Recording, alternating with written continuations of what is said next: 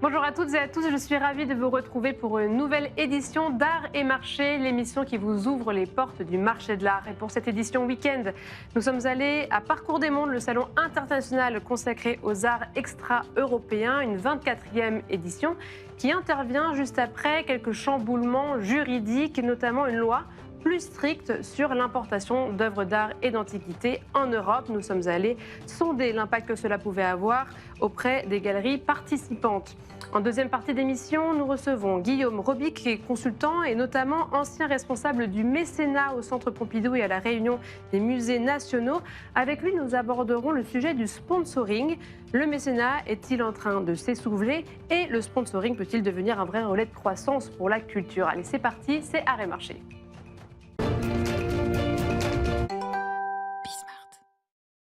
Depuis le 28 juin dernier, un nouveau règlement européen encadre l'importation de biens culturels au sein de l'Union européenne, y compris en France.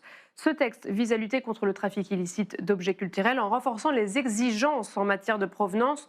Nous nous sommes rendus au Salon d'art extra-européen Parcours des Mondes pour comprendre comment les galeries s'adaptent à ce nouveau règlement. Le Parcours des Mondes, c'est la 24e année. C'est la plus grande foire au monde dédiée aux arts lointains.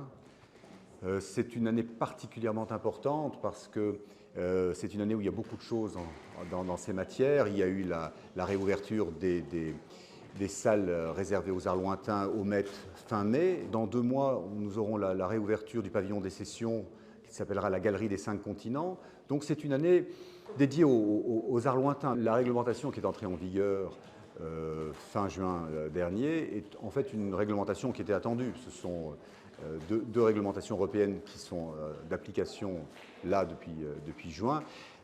Sur ce que sont les arts lointains, Océanie, Afrique, art des Amériques, il n'y a aucun impact parce qu'il y a des seuils d'ancienneté et des seuils de prix qui ne sont pas atteints, particulièrement la question de l'ancienneté. C'est vraiment une loi qui touche les antiquités égyptiennes, romaines. Là, il y a forcément un impact, mais c'est un impact qui a été anticipé. La vraie question qui se pose sur cette réglementation, c'est comment l'administration réussira à la mettre en place. Et là, l'avocat est très réservé. La question des restitutions, c'est un marronnier pour nous. Ça, depuis 2017, les déclarations d'Emmanuel Macron, cela revient régulièrement, ça n'a eu aucun impact sur le marché. Ce qui est visé, ce sont les collections publiques.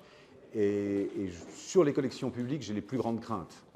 Sur les collections privées, sur le marché, aucun impact. La preuve en est que la loi restitution sur les 27 objets, quand elle a été promulguée, 6 mois plus tard, on a eu une très grande vente chez Christie's qui a battu tous les records. Donc il n'y avait pas, et j'étais venu sur votre plateau en parler, je crois, il n'y a pas eu d'impact.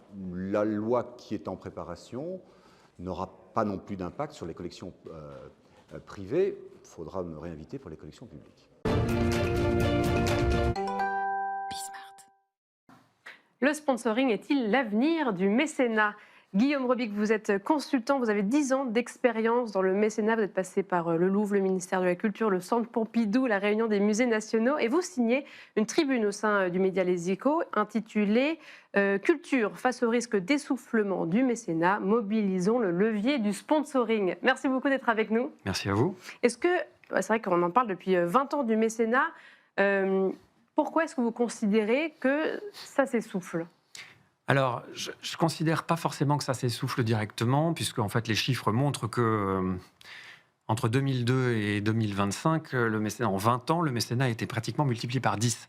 Donc il y a eu un essor véritablement du mécénat. En revanche, ce que je propose de regarder aujourd'hui, c'est qu'il y a un certain nombre de limites et que le mécénat est très tributaire, bien sûr, du résultat des entreprises, mais aussi du contexte fiscal. Le contexte fiscal qui peut évoluer. Et j'ai vu dans mon expérience qu'il y a un certain nombre, en tout cas, d'entreprises qui seraient tout à fait disposées à faire du sponsoring sur des budgets beaucoup plus importants et que la culture pourrait aussi aller exploiter ce levier de croissance. Alors, quelle est la différence, concrètement, entre sponsoring et mécénat ? Elle est toute simple. D'abord, le mécénat, théoriquement, est un don désintéressé. Qui ouvre droit à une forte réduction d'impôts, Oui. 60% à peu près du montant du don, et des contreparties relativement faibles.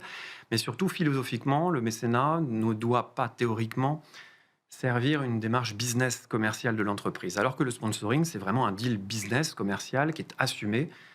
Mécénat, vous parlez normalement avec une personne morale, l'entreprise, pas avec une marque.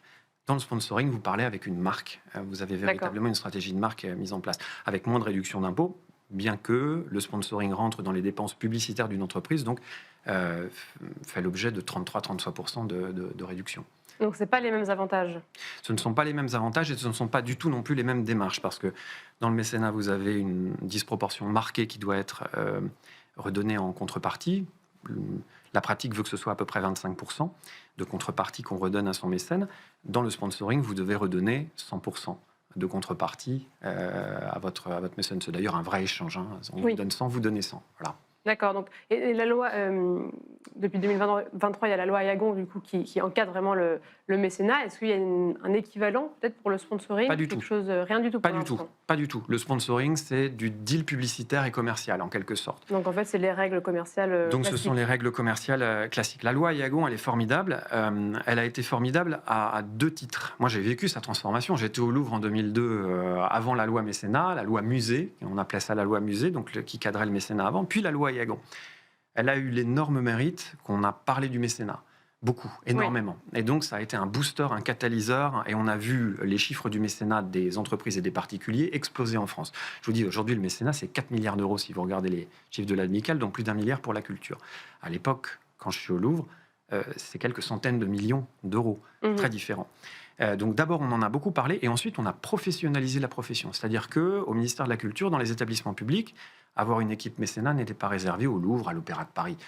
Tous les grands musées, les petits musées, les moyens musées, les collectivités territoriales se sont dotés de spécialistes, d'experts sur le mécénat, qui étaient experts également de la loi, du contexte juridique et fiscal dans lequel ils devaient faire évoluer les choses. Ça n'existe pas dans le sponsoring. C'est ce que j'espère. Oui. Les pouvoirs publics mettront peut-être en place pour l'encourager. Parce qu'aujourd'hui, comment est-ce qu'on voit le sponsoring se développer? Est-ce qu'il y a beaucoup d'entreprises qui font déjà ça? Est-ce qu'il y a déjà des chiffres dont on a mais où on a très peu de choses? Non, il y a très peu de choses. En fait, il y a des dépenses publicitaires. Les dépenses publicitaires en France, par exemple, c'est des dizaines de milliards d'euros, 40, 50 milliards d'euros, si vous regardez les chiffres. Quand vous comparez, il y a un zéro de plus par rapport au mécénat. Mais je parle de pub, là, pas de sponsoring seulement. Mais il n'y a pas un observatoire du sponsoring à proprement parler, donc c'est un petit peu difficile de donner des chiffres. Je peux vous dire qu'en tout cas, dans la culture, grâce ou à cause de la loi Aillagon, il y a très peu de sponsoring culturel, presque même pas du tout, parce que la loi Aillagon, j'ai cité ses avantages, elle a aussi un inconvénient d'une certaine façon, c'est que c'est une loi de compromis. C'est une loi qui, d'un côté, a un peu siphonné la grande philanthropie à l'américaine, si vous voulez, de gens qui donnent de l'argent de façon très désintéressée. Donc nous n'avons pas cultivé en France une grande génération de philanthropes. On a des grands mécènes, bien entendu, on a des très grandes familles mécènes, mais c'est un peu différent de ce qui se passe dans d'autres pays. Et puis de l'autre côté, comme c'est une loi qui a permis, malgré tout, d'avoir pas mal de contreparties pour les mécènes, ils font moins de sponsoring. Mais bon, après, il y a la limite de quels sont les usages de ces contreparties par rapport à leurs objectifs. Et en objectif client, faire par exemple encourager toute la politique de loyalty des entreprises, ça n'est pas possible normalement dans le mécénat. Et donc c'est pour ça qu'il faut faire du sponsoring. Oui, parce que du coup, qu'est-ce qui permettrait d'être un levier de croissance pour le sponsoring et surtout destiné à la culture, du coup, parce que c'est vrai qu'on a parlé de pub en général, mais pour le secteur de la culture.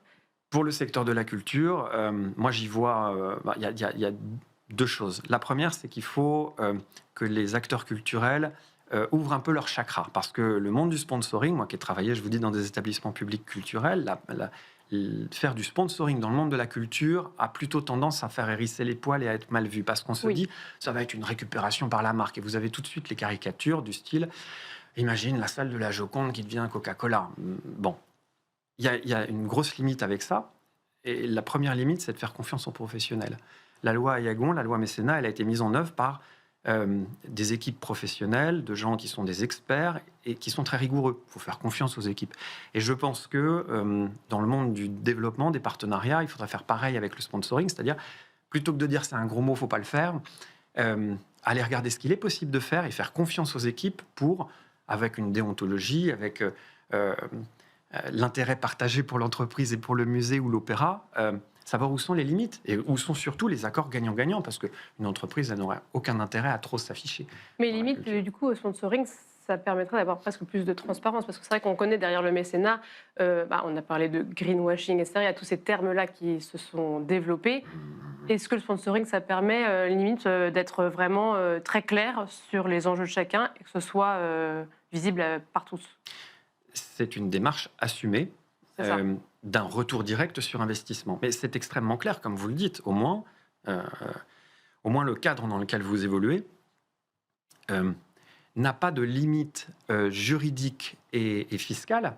Contrairement au mécénat où vous avez une règle extrêmement stricte, théoriquement, à respecter, ça laisse plus de possibilités pour inventer des nouveaux schémas, et notamment, et ça c'est un point important, pour faire venir des nouveaux publics. Quand vous payez une campagne de communication, que vous êtes un musée, vous passez par des vecteurs de communication qui sont, mais assez classiques. De temps en temps, vous réussissez à les renouveler, mais bon. Quand vous faites du sponsoring, l'entreprise qui va vous sponsoriser, elle va parler à ses clients à travers des mécanismes, marketing, CRM, ce que vous voulez, qu'elle a mis en place pour toucher ses clients, pour fidéliser ses clients. C'est valable pour toutes les entreprises, le monde du luxe, l'industrie, les services. Et quand vous, avec votre projet culturel, vous rentrez dans ces canaux de communication qui ont été mis en place par l'entreprise, et le client, il est habitué à ce qu'on lui parle d'un service de l'entreprise, de loyalty, et vous arrivez avec un contenu culturel, ça fait que vous arrivez à un endroit où on ne vous attend pas. Et d'un point de vue communication, souvent, c'est très win-win. Moralité, moi j'ai vu, quand j'étais par exemple au Centre des Monuments Nationaux, j'ai vu une exposition sponsorisée par un grand établissement bancaire qui, parce qu'il avait fait une communication, on a eu 5 fois plus de visiteurs que le nombre qu'on espérait obtenir de visiteurs, uniquement grâce au fait que le sponsor avait décidé de faire une communication très fournie pour ce projet. Ce que j'allais dire, sans forcément donner de nom, est-ce que vous avez des exemples de manière, un exemple lié à la culture, d'une sponsorisation qui a bien fonctionné, et aussi en termes visuels, qu'est-ce que ça a donné? Alors, en termes visuels, c'est toujours la même chose. Quand je vous dis loi Yagon, loi de compromis, c'est un logo sur une affiche. Bon, après, un sponsor peut prendre un petit peu plus de place et assumer davantage le projet. Celui dont je vous parlais, qui est une exposition qui a eu lieu en 2004, grâce à cette grande banque, on attendait 15 000, max 20 000 visiteurs de fréquentation. Il y en a eu plus de 75 à 80 000. Uniquement du fait de cette campagne de communication, parce que l'établissement public n'avait pas €1 à mettre supplémentaire sur la campagne de com prévue pour cette expo. Et là, plus récemment, dans mon nouveau métier de consultant, je travaille pour des entreprises qui ont une grande pratique du sponsoring sportif, avec véritablement des échanges très forts avec justement les clients de ces entreprises, et qui les font venir, qui les incitent à adhérer à ce projet ou à venir découvrir. Et je vois que les effets marchent extrêmement bien. Donc, modestement, mais malgré tout de façon assez déterminée, je trouve que c'est un levier de croissance à la fois financier, parce que les sommes sont beaucoup plus importantes dans le monde sponsoring que dans le monde mécénat, d'une part, mais d'autre part, pour que les établissements publics et la culture aillent au bout de sa mission d'aller chercher de nouveaux publics et fassent découvrir leur contenu et leur programme à des nouveaux publics, là, il y a un vrai levier de croissance également à adopter avec le sponsoring. Modèle à creuser. Donc, merci beaucoup, Guillaume Robic. Vous êtes donc consultant et ancien responsable du mécénat dans de nombreuses institutions. Merci beaucoup d'avoir été avec nous. Merci à vous. Et merci à vous tous et tous. C'était Arrêt Marché.